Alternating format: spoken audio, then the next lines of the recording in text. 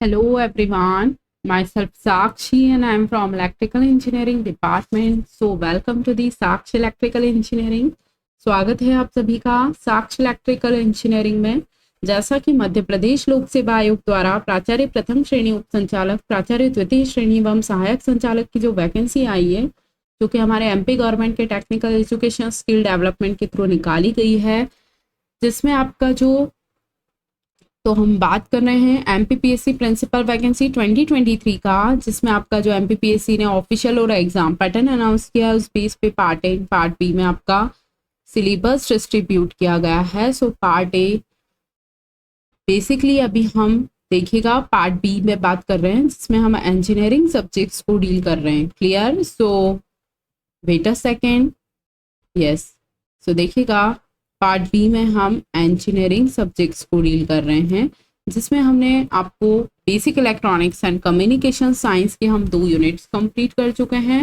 Units first semiconductor physics, then unit second आपका PN junction diode, then third हमारा running में है BJT, that means bipolar junction transistor. So आज BJT का इसके बाद एक लेक्चर और रहेगा, उसके बाद हम क्वेश्चंस प्रैक्टिस करेंगे, देन आपका बीजेटी एंड हो जाएगा। उसके बाद हम एफईटी की तरफ मूव करेंगे, that means field effect transistor. Clear? So हमारा ऑलमोस्ट थर्ड यूनिट भी कंप्लीट होने वाला है आफ्टर 2 लेक्चर्स। सो जो भी स्टूडेंट्स, चाहे आप किसी भी ब्रांच से हैं, आप मैकेनिकल इंजीनियरिंग से हैं, सिविल इंजीनियरिंग से हैं, इलेक्ट्रिकल इलेक्ट्रॉनिक्स इंजीनियरिंग से हैं, या फिर आप एमपीपीएससी प्रिंसिपल वैकेंसीज को टारगेट कर रहे हैं, तो आप प्रॉपरली चैनल पे विजिट कीजिए। आपके लिए प्लेलिस्ट बनवा दी गई है जो कि basic electronics and communication science के नाम से है। इसमें ऑलमोस्ट 40 लेक्चर्स कंप्लीट हो चुके हैं। तो आप जो भी स्टूडेंट्स चैनल के साथ न्यू जुड़े हैं, तो आप प्रॉपरली चैनल पे विजिट करके प्लेलिस्ट के थ्रू सीक्वेंस वाइज वीडियोस को वॉच करिएगा, तो आपको कहीं से कहीं तक कोई प्रॉब्लम नहीं आएगा। क्लियर? तो चलते हैं हम आज के अपने सेशन में। सो जैसा कि हम कल आपको बता रहे थे कि हमने बीजेटी कॉन्फ़िगरेशंस पढ़े थे, तो जो 3 कॉन्फ़िगरेशंस पढ़े थे, उसी के आगे हमने आपको बोला था कि हम आपको एक फाइनल कंक्लूजन टेबल क्रिएट करवाएंगे। सो देखिएगा, आपसे examiner to the point configuration से क्वेश्चन जरूर पूछेंगे, इसीलिए कॉन्फ़िगरेशंस को आपको ध्यान में रखना है। देखिए, आपको ये टेबल में सबसे पहले क्या याद रखना है? Characteristics parameters. ओके, उसके बाद आपका सेकंड कॉलम क्या है? कॉमन बेस का है, जिसे हमने सीबी से लिखा है। उसके बाद आपका कॉमन एमिटर है, जिसमें हमने सीई से लिखा है। जिसके बाद कॉमन कलेक्टर है, उसका हमने इन शॉर्ट क्या लिखा है? सीसी। सो फाइनली क्या हुआ? सीबी मतलब कॉमन बेस, सीई मतलब कॉमन एमिटर, और सीसी मतलब कॉमन कलेक्टर। क्लियर? अब आप बोलेंगे मैम ये टेबल फॉर्म करने का क्या मीनिंग है? सो देखिए, हमें इनपुट रेजिस्टेंस पूछा जा सकता है, हमें आउटपुट रेजिस्टेंस पूछा जा सकता है, हमें current gain, voltage gain, power gain पूछा जा सकता है, या फिर हमें फेज शिफ्ट पूछा जा सकता है। ओके, सो देखिएगा, आपको क्या ध्यान रखना है? आपको ये ध्यान रखना है कि जो आपका कॉमन बेस होता है, उसमें जो इनपुट रेजिस्टेंस होता है वो कैसा होता है? लो होता है। आपसे एग्जामिनर पूछ लेंगे कि कॉमन बेस कॉन्फ़िगरेशन में इनपुट रेजिस्टेंस कैसा होता है, तो आप बोलेंगे लो होता है। इसी तरीके से कॉमन एमिटर में आपका इनपुट रेजिस्टेंस कैसा होता है, तो आप बोलेंगे मीडियम होता है। उसी तरह कॉमन कलेक्टर में आपका इनपुट रेजिस्टेंस कैसा होता है, तो आप बोलेंगे हाई होता है। तो आपको एज इट इज याद रखना है input resistance, okay, common base, common emitter, common collector के लिए। देन सेकंड हमारा क्या निकल कर आया? आउटपुट रेजिस्टेंस निकल कर आया, जो कि आउटपुट रेजिस्टेंस निकल कर आया जिसमें common base, common emitter, common collector की हम बात कर रहे हैं। तो कॉमन बेस में आपका आउटपुट रेजिस्टेंस हाई होता है, कॉमन एमिटर के लिए आउटपुट रेजिस्टेंस मीडियम होता है, और कॉमन कलेक्टर के लिए आपका जो है आउटपुट रेजिस्टेंस लो होता है। Very very important. सो देखिएगा, input resistance low, medium, high, और इसी को आप उल्टा कर देंगे तो आपको क्या याद रखना है? हाई, मीडियम, लो। क्लियर? ये याद रखने का आपका तरीका है, एक याद रख लीजिए और दूसरे को आप अपोजिट कर दीजिएगा। बस आप ये सीक्वेंस जरूर याद रखिएगा कि पहले बेस है, फिर एमिटर है, और फिर कलेक्टर है। तो देखिए, लो, मीडियम, हाई, और इसी को आपने पलट दिया तो हाई, मीडियम और low. Clear? Input resistance and output resistance याद रहेगा आपको। वेरी वेरी इंपॉर्टेंट टॉपिक आपका यहाँ से 1 से 2 क्वेश्चन 110% आएंगे, चूंकि बीजेटी में बीजेटी कॉन्फ़िगरेशंस ही सबसे ज़्यादा इंपॉर्टेंट है। क्लियर? सो देखिएगा, आपसे एग्जामिनर पूछेंगे कॉमन बेस का करंट गेन कैसा होता है, तो आप बोलेंगे लोवेस्ट होता है। उसी तरह कॉमन एमिटर में आपका जो करंट गेन होता है वो मॉडरेट होता है। उसी तरह कॉमन कलेक्टर में आपका जो करंट गेन होता है वो हाईएस्ट होता है। क्लियर? उसी तरह वोल्टेज गेन हाईएस्ट किस में होता है, तो आप बोलेंगे कॉमन बेस में होता है। कॉमन एमिटर में वोल्टेज गेन कैसा होता है, तो आप बोलेंगे मॉडरेट होता है। और कॉमन कलेक्टर में वोल्टेज गेन लोवेस्ट होता है। तो आपको क्या याद रखना है, लोवेस्ट करंट गेन किस में होता है, कॉमन बेस में होता है। हाईएस्ट वोल्टेज गेन किस में होता है, कॉमन बेस में होता है। उसी तरह क्या याद रखना है, हाईएस्ट करंट गेन किस में होता है, कॉमन कलेक्टर में होता है।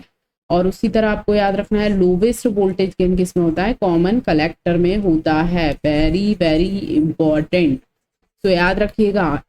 फिर नेक्स्ट देखिएगा पावर गेन। पावर गेन सबसे ज्यादा किस में होता है, तो आप बोलेंगे कॉमन एमिटर में होता है।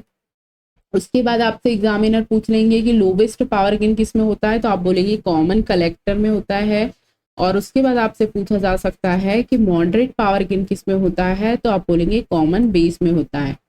क्लियर? उसी तरह आपसे नेक्स्ट क्वेश्चन फेज शिफ्ट का आता है, और ये 110% कई बार ये क्वेश्चन पूछा जा चुका है कि कॉमन एमिटर का फेज शिफ्ट कितना होता है। तो आपको क्या याद रखना है, कॉमन एमिटर का 180 डिग्री होता है, और बाकी दोनों जो कॉन्फ़िगरेशन है कॉमन बेस और कॉमन कलेक्टर का 0 डिग्री होता है। Very very important. इस टेबल पे आप 5 स्टार लगा लीजिएगा और उसको एज इट इज याद रख लीजिएगा, आपका काम हो जाएगा। It's very very important, don't avoid this video. Clear? So देखिएगा, आपको क्वेश्चन कैसे पूछेंगे, पावर गेन हाईएस्ट किस कॉन्फ़िगरेशन में होता है, तो आप बोलेंगे कॉमन एमिटर में होता है। उसी तरह आपसे पूछेंगे पावर गेन लोवेस्ट किस कॉन्फ़िगरेशन में होता है, तो आप बोलेंगे कॉमन कलेक्टर में होता है। 180 डिग्री का फेज शिफ्ट किस कॉन्फ़िगरेशन में होता है, तो आप बोलेंगे कॉमन एमिटर में होता है। सो ये पूरी टेबल एज इट इज आपको याद रखनी है। Okay, very very important, don't skip this video. Clear? So चलते हैं हम इसके आगे सेशन को कंटिन्यू करते हैं। सो देखिएगा, common base, common emitter, common collector की जो कैरेक्टरिस्टिक्स पैरामीटर्स आपको बताएं आपको याद रखने हैं। ओके, सो देखिएगा, अब हम आते हैं करंट इक्वेशंस ऑफ बीजेटी पे, जिसमें हमने आपको क्या बताया था, हमने आपको बताया था कि जो आपका कॉमन एमिटर होता है वो क्या होता है, कॉमन कलेक्टर या फिर common base, sorry base current और कलेक्टर करंट का सम होता है क्या, एमिटर करंट। एमिटर करंट जो होता है बेस करंट और कलेक्टर करंट का सम होता है। तो देखिए कॉमन बेस कॉन्फ़िगरेशन में चूंकि हमने आपको क्या बताया था, अल्फा इक्वल टू क्या होता है, IC अपॉन आई होता है, कल बताया था ना। लेकिन हमें प्रैक्टिकल जब हम कॉन्फ़िगरेशन लेते हैं तो हमें उसमें लीकेज को भी ऐड करना पड़ता है, क्योंकि अभी हम आइडियल की बात नहीं कर रहे हैं, अभी हम कॉमन बेस कॉन्फ़िगरेशन को प्रैक्टिकल वे में देख रहे हैं, इसलिए हमें यहाँ लीकेज इंक्लूड करना होता है। समझ आ रही है बात आपको? तो देखिए हम अभी क्या देख रहे हैं, कॉमन बेस कॉन्फ़िगरेशन दिख रहे हैं, जिसमें आपसे एग्जामिनर कॉमन बेस कॉन्फ़िगरेशन के करंट इक्वेशन आपसे डायरेक्टली पूछ लेंगे। तो आपको क्या याद रखना है, IC equal to alpha into I plus IC_B naught. अब आप बोलेंगे मैम IC_B नॉट क्या है, तो हमने आपको बताया ना कि प्रैक्टिकल हम देख रहे हैं, तो जिसमें IC_B नॉट जो होता है आपका क्या होता है, लीकेज करंट होता है या फिर रिवर्स सैचुरेशन करंट होता है। अच्छा, नेक्स्ट क्वेश्चन यहाँ से निकल कर आएगा कि आपका जो लीकेज करंट या रिवर्स सैचुरेशन करंट होता है वो किस पे डिपेंड होता है, तो आपका टेम्परेचर पे डिपेंड होता है। वेरी वेरी इंपॉर्टेंट क्वेश्चन, क्या याद रखना है, लीकेज करंट और रिवर्स सैचुरेशन करंट आपका टेम्परेचर पे डिपेंड होता है। सो देखिएगा, तो हमने आपको कल क्या बताया था, alpha equal to IC upon IE। अगर हम IC की वैल्यू निकालेंगे तो क्या निकल कर आएंगे, IC equal to alpha into I, wait a second, IC equal to alpha into IE निकल कर आएगा ना, क्या निकल कर आएगा, IC equal to alpha into IE, ये दिख रहा है आपको, ठीक है। तो आपको एज इट इज ये इक्वेशन याद रखनी है, क्या याद रखना है, IC equal to alpha into I plus IC_B naught. Clear? चूंकि IC_B नॉट आपका क्या है, लीकेज करंट है और रिवर्स सैचुरेशन करंट है, ठीक है। सो देखिएगा, alpha equal to IC upon I, हमने आपको कल बताया था कि अल्फा क्या होता है, लेस देन 1 होता है, 1 से छोटा होता है अल्फा, ये बात याद रखनी है। तो आपको ये फॉर्मूले याद रखने हैं, सिर्फ आपको ये करंट की इक्वेशंस याद रखनी है एज इट इज। आपसे एग्जामिनर पूछ लेंगे कि which statement is correct about the current equation of BJT, common base के लिए, कॉमन एमिटर के लिए, कॉमन कलेक्टर के लिए, या फिर लीकेज करंट किस पे डिपेंड होता है, तो आप बोलेंगे टेम्परेचर पे डिपेंड होता है। इसीलिए आपको ये जो, चूंकि जब हम आइडियल केस की बात करेंगे तो हम आपको बताएंगे कि आपको क्या याद रखना है, लेकिन अगर प्रैक्टिकल केस की बात करता है एग्जामिनर और आपसे इक्वेशन टिक करने को आता है तो आपको ये पूरी याद रखनी है एज इट इज। क्योंकि क्वेश्चन आ चुका है एग्जाम में, आपको एज इट इज इक्वेशन देके टिक करने को। उसके बाद आपको ये फॉर्मूला याद रखना है, I C equal to alpha into आई। यहाँ से अल्फा की वैल्यू क्या हो जाएगी, अल्फा की वैल्यू हो जाएगी आई सी अपॉन आई। अल्फा क्या होता है, करंट गेन या करंट एम्पलीफिकेशन फैक्टर होता है। अल्फा की वैल्यू क्या होती है, लेस देन 1 होती है। ये बातें तो हम भी कल भी हम पढ़े थे, लेकिन आज हम करंट इक्वेशन देख रहे हैं। तो आपको ये वाली जो equation, wait a second, 1 second, आपको ये जो इक्वेशन है ये आपको एज इट इज याद रखनी है। ओके, सो चलते हैं हम आज के अपने नेक्स्ट क्वेश्चन पे। सो नेक्स्ट टॉपिक पे। सो देखिएगा, इसी तरीके से हमें कॉमन एमिटर कॉन्फ़िगरेशन के लिए भी करंट इक्वेशन देखना होती है। कॉमन एमिटर कॉन्फ़िगरेशन के लिए करंट इक्वेशन देखना है, जिसमें क्या लिखा हुआ है, I C equal to beta into I B plus I C E naught. I C E naught क्या डिनोट करता है, आपका करंट एम्पलीफिकेशन फैक्टर या फिर करंट गेन को डिनोट करता है। क्लियर। जैसा कि अभी हमने आपको बताया कि आपको current equation as it is याद रखनी है। तो देखिए, I C equal to beta into I B निकल कर आया, तो बीटा इक्वल टू क्या हो गया, आई सी अपॉन आई बी। क्लियर, ये बात तो हमने कल भी देखी थी।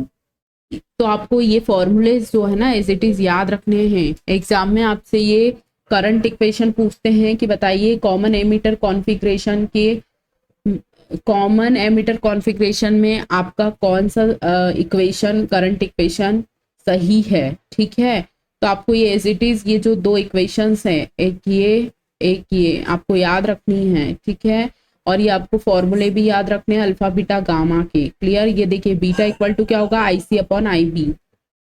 क्योंकि आपका जो रिवर्स सैचुरेशन करंट और लीकेज करंट होता है वो किस पे डिपेंड करता है, टेम्परेचर पे। आपको ये भी बात याद रखनी है। उसके बाद आपका जो लीकेज करंट है वो क्या होता है, 1 plus beta into I C naught. Very very important.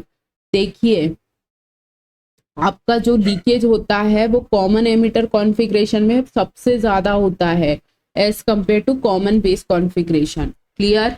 आपसे एग्जामिनर पूछ लेंगे कि लीकेज सबसे ज्यादा किस में होता है, तो आपकी क्या याद रखना है, आपको कॉमन एमिटर कॉन्फ़िगरेशन में लीकेज बहुत ज्यादा होता है। किसके कंपैरिजन में, बेस कॉन्फ़िगरेशन के कंपैरिजन में। Very very important. आपसे ये वाला फॉर्मूला भी पूछा जा चुका है एग्जाम में कि I C naught equal to क्या होगा, तो 1 plus beta into I C naught. ठीक है, तो लीकेज किस कॉन्फ़िगरेशन में सबसे ज्यादा होता है, तो आप बोलेंगे कॉमन एमिटर कॉन्फ़िगरेशन में ज्यादा होता है। समझ आ रही है बात आपको। ये जो करंट इक्वेशंस डायरेक्टली जो लिखी हुई है ना, ये आपको टिक करने को आती है, तो याद रखना है आपको ये बातें। ओके, आपसे अभी पूछ लेंगे कि बताइए कॉमन एमिटर कॉन्फ़िगरेशन में लीकेज की वैल्यू क्या होती है, तो आप क्या बोलेंगे, 1 plus beta into I C naught. Clear. Leakage ज्यादा किस में होता है, कॉमन एमिटर में होता है। Very very important. Okay, so next देखिएगा, कॉमन कलेक्टर कॉन्फ़िगरेशन की बात कर रहे हैं। हमारा थर्ड कॉन्फ़िगरेशन में हम करंट इक्वेशन देख रहे हैं। तो हमारा I equal to gamma into I B plus I C C naught होता है, और आई सी सी नॉट जो होता है हमारा लीकेज होता है। क्लियर। तो देखिए, ये वाली जो इक्वेशन लिख रखी है ना, ये आपको एज इट इज याद रखनी है। इसमें आई इक्वल टू क्या होगा, गामा इंटू आई बी होता है। अब आप अगर ये पूछने लगेंगे कि मैम ये सब चीज़ें आती कहाँ से हैं, तो आपको 2-3 पेज का ये मतलब कहने का मतलब है, ये आपको फाइनल कंक्लूजन दिया जा रहा है। समझ रहे हैं आप बात को, टू द पॉइंट आपको बातें बताई जा रही कि आप ये बातें याद रखिएगा। क्योंकि आप अब इसमें ये पढ़ेंगे कि I C equal to alpha into I plus I C B naught कहाँ से आया, तो वो उसके लिए बहुत थोड़ा सा एक्सप्लेनेशन होता है, जिसकी ज़रूरत आपको यहाँ नहीं है।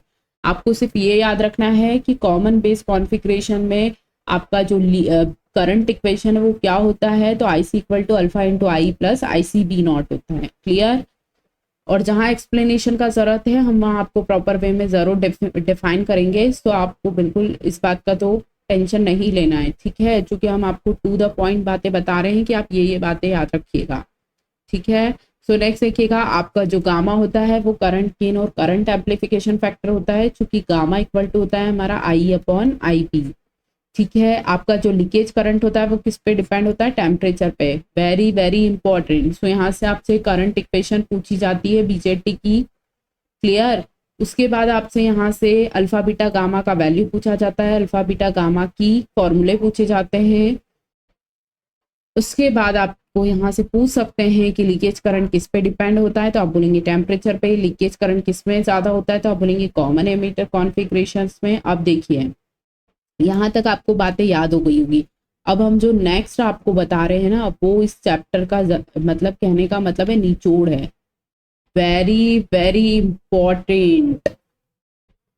कम से कम आप इस पे 5 स्टार नहीं, आप 6 स्टार लगा लीजिएगा, क्लियर। सो देखिएगा, हम इसलिए बोल रहे हैं क्योंकि यहाँ से आपको 110% क्वेश्चन पूछा जाता है कि अल्फा का वैल्यू क्या होता है। अल्फा का फॉर्मूला आपसे पूछा जाता है, क्योंकि आप अगर आपके पास प्रीवियस ईयर बुक है तो आप उसमें आप देख लीजिएगा कि आपसे अल्फा बीटा और गामा का वैल्यू पूछा जा चुका है। Okay, so wait a second, कहीं कुछ इश्यू आ रहा है, वेट, ये क्या हो गया, yes, wait a second guys, चल जाओ भैया, क्या हो गया। देखिए आपसे एग्जाम में यहाँ से अल्फा बीटा गामा का जो फॉर्मूला है वो पूछा जाता है, फिर आपको ये बोल देंगे कि आइडियल केस में अगर आपका लीकेज करंट 0 हो जाता है तो आपका common base, common emitter, common collector के लिए अल्फा बीटा गामा या फिर कलेक्टर करंट का वैल्यू क्या होगा। सो आपको क्या याद रखना है, आपको ये फॉर्मूला एज इट इज याद रखना है, it's very very important. Alpha equal to beta upon 1 plus beta होता है, क्या याद रखना है आपको, alpha equal to beta upon 1 plus beta. Alpha क्या होता है, लेस देन यूनिटी होता है, ये बात तो हम आपको कल भी बता चुके हैं, लेकिन आपको ये अल्फा का फॉर्मूला याद रखना है as it is, alpha equal to beta upon 1 plus beta, very very important. बिल्कुल छाप लीजिएगा अपने दिमाग में कि अल्फा का फॉर्मूला क्या होता है, alpha equal to beta upon 1 plus beta, चूंकि अल्फा लेस देन यूनिटी होता है। उसी तरीके से आपसे बीटा का फॉर्मूला पूछते हैं, तो बीटा का फॉर्मूला निकल कर आता है, क्या निकल कर आता है, क्या निकल कर आता है, beta equal to alpha upon 1 minus alpha. आपसे एग्जामिनर क्वेश्चन पूछ लेंगे कि बताइए अल्फा का फॉर्मूला क्या होगा, तो आप बोलेंगे बीटा अपॉन 1 प्लस बीटा। उसी तरीके से आपसे बीटा का फॉर्मूला पूछा जाता है तो आप बोलेंगे अल्फा अपॉन 1 माइनस अल्फा।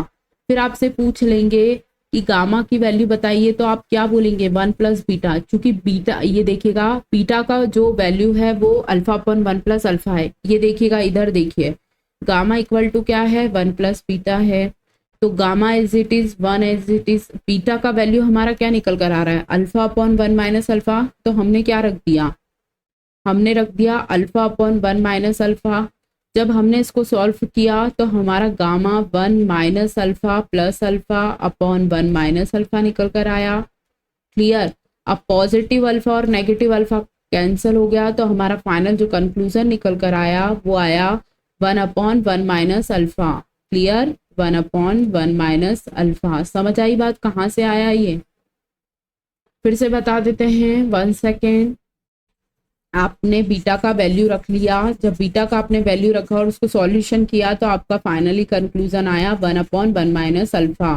तो आपको एग्जामिनर गामा 1 प्लस बीटा ना देकर 1 अपॉन 1 माइनस अल्फा भी दे सकते हैं। तो आपको याद रखना है अल्फा बीटा और गामा का फॉर्मूला, क्योंकि आपको ये भी याद रखना है, क्या याद रखना है, अल्फा लेस देन 1 होता है, बीटा ग्रेटर देन 1 होता है, गामा आपका ग्रेटर देन 1 होता है, ठीक है। ये बिल्कुल आप इसको तो छोड़िएगा ही मत, ठीक है। अल्फा बीटा गामा आपको एटलीस्ट न्यूमेरिकल देकर भी पूछ सकते हैं, क्योंकि अगर जिस स्टूडेंट्स को पता होगा, अगर मान लीजिए आपको क्वेश्चन में अल्फा फाइंड करने को दिया और आपको अगर पता है कि अल्फा की वैल्यू लेस देन यूनिटी होती है, 1 से कम होता है, और ऑप्शन आपको 3 1 से ज्यादा दे रखे हैं और 1 1 से कम दे रखा है, तो आप डायरेक्टली मार्क टिक कर सकते हैं ना, समझ रहे हैं आप क्वेश्चन को।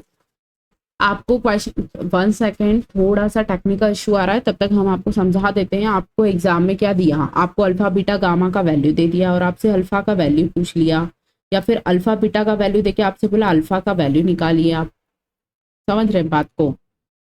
तो आप कैसे निकालेंगे? अगर मान लीजिए आपके 4 ऑप्शन है, 4 ऑप्शन में आपके 3 ऑप्शन एक से बड़े हैं, एक से ज्यादा हैं और एक ऑप्शन आपका एक से कम है, तो आपको ये पता है ना कि अल्फा लेस देन यूनिटी होता है, मतलब अल्फा एक से कम होता है। तो आप डायरेक्टली उस आंसर को टिक करिएगा, क्योंकि हमेशा मोस्ट प्रोबेबली 0.98 आंसर निकल कर आता है। सो आपको ये थोड़ा सा आपको अपने माइंड को भी एक्टिव रखना है क्वेश्चन को सॉल्व करते टाइम। क्लियर? सो देखिएगा हमारा जो आज का वेट चल क्यों नहीं रहा है, बेटा सेकेंड चल जाओ भैया, तुम्हें क्या हो गया guys, 1 second. Yes,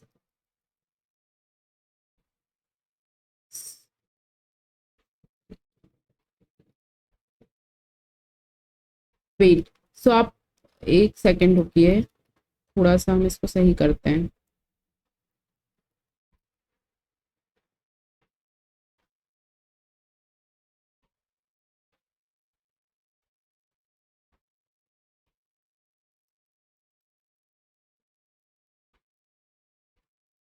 yes, wait.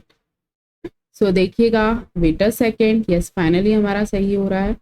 सो देखिए, हमें अभी आपको क्या बता रहे थे, हम आपको अल्फा बीटा और गामा का फॉर्मूला हमने आपको बताया। उसके बाद हमने आपको ये बोला कि यदि आपको अल्फा बीटा न्यूमेरिकल वैल्यू देकर आपसे क्वेश्चंस को सॉल्व करवा लेंगे, क्वेश्चंस तो आएगा अल्फा बीटा गामा की वैल्यू देके। अगर हमने आपको क्या बताया है, देखिए आपसे पूछ रहे हैं अल्फा फाइंड करिए, आपको बीटा की वैल्यू दे दी है। क्लियर? तो जब आपके एक ऑप्शन 1.1 है, दूसरा ऑप्शन 1.3 है, तीसरा ऑप्शन आपका कोई 5.4 है, समथिंग समथिंग जो भी है, ठीक है, और आपका एक ऑप्शन जो है 0.9 है या 0.98 है, मान लीजिए आपका फोर्थ ऑप्शन है 0.98 है। अब आपसे क्या पूछा था, अल्फा की वैल्यू पूछी थी। क्योंकि आपको पता है कि अल्फा लेस देन यूनिटी होता है, तो आप डायरेक्टली टिक नहीं कर पाएंगे क्या कि option number D is your correct answer. क्यों? क्योंकि आपको पता है कि अल्फा लेस देन यूनिटी होता है, so option D is your correct answer. समझ रहे हैं बात को? इसी तरह बीटा का भी ध्यान रखना है, गामा का भी आपको ध्यान रखना है। तो आप इस पर 5 स्टार लगाइए और इन बातों को अपने दिमाग में बिल्कुल एज इट इज छाप लीजिएगा, ये फॉर्मूलों को। Clear? Alpha equal to beta upon 1 plus beta, beta equal to alpha upon 1 minus alpha, और gamma equal to 1 plus beta. और जब हमने बीटा की वैल्यू इस पे रखी तो हमारा फाइनली ये निकल कर आया 1 upon 1 minus alpha. Alpha less than unity होता है, बीटा ग्रेटर देन 1 होता है, जिसकी वैल्यू 20 से बड़ी और 500 से छोटी होती है। अब नेक्स्ट देखिएगा, वेरी वेरी इंपॉर्टेंट, जब हमने कॉन्फ़िगरेशंस की बात की तो हमने लीकेज को भी इंक्लूड किया था। वो किस कंडीशन में था? हमने लीकेज को यूज किया था। लेकिन अगर एग्जामिनर आपसे पूछेंगे कि for ideal case, ideal case में लीकेज 0 होगा। अगर कोई भी चीज आइडियल है तो उसमें कोई डिफेक्ट नहीं होगा, तो उसमें लीकेज 0 होगा। समझ रहे बात को? तो जब लीकेज 0 होगा तो आइडियल केस में आपका कॉमन बेस और कॉमन एमिटर और कॉमन कलेक्टर में आपका आईसी का वैल्यू क्या होगा? तो कॉमन बेस में जो आईसी निकल कर आएगा वो अल्फा इंटू आई ही होता है। ठीक है, उसी तरीके से कॉमन एमिटर में आईसी जो होता है बीटा इंटू आई बी होता है, और कॉमन कलेक्टर में आपका आई जो होता है गामा इंटू आई बी होता है। वेरी वेरी इंपॉर्टेंट, ये तीनों फॉर्मूले बहुत ज्यादा इंपॉर्टेंट है और आज का लेक्चर बहुत ही ज्यादा इंपॉर्टेंट है। आज का नहीं, हमेशा के जो लेक्चर दे रहे हैं हम आपको, तो बिल्कुल टू द पॉइंट पढ़ाया जा रहा है आपको। सो बिल्कुल भी हल्के में न लेते हुए सेशन को प्रॉपरली बहुत जरूर कीजिए। अपने नोट्स को मेंटेन करिए, रिवाइज करिए और क्वेश्चंस को प्रैक्टिस करिए, क्योंकि हम जो क्वेश्चंस प्रैक्टिस करा चुके हैं उसी बेस पे आप भी क्वेश्चंस प्रैक्टिस करिए। क्लियर? फिलहाल हम जब अपना कोर्स कंप्लीट कर लेंगे तो हम भी आपको कुछ क्वेश्चंस प्रैक्टिस सेशन करवाएंगे। ठीक है, तो सो हमारा आज का जो टॉपिक था कंप्लीट हुआ। देखिए आपका बीजेटी में 1 या 2 टॉपिक्स और बचे हैं, उसके बाद हम कुछ क्वेश्चन सेशन रखेंगे इस बीजेटी टॉपिक का। उसके बाद हम नेक्स्ट टॉपिक पे मूव करने वाले हैं। तो फाइनली आपकी 3rd यूनिट भी कंप्लीट हो जाएगी 1 से 2 लेक्चर में। उसके बाद हम फील्ड इफेक्ट ट्रांजिस्टर पे यूनिट 4 पर मूव करने वाले हैं। क्लियर। सो ये आपको एज इट इज बिल्कुल दिमाग में छाप लीजिएगा। अल्फा बीटा गामा की value, common base, common emitter और कॉमन कलेक्टर आइडियल केस में।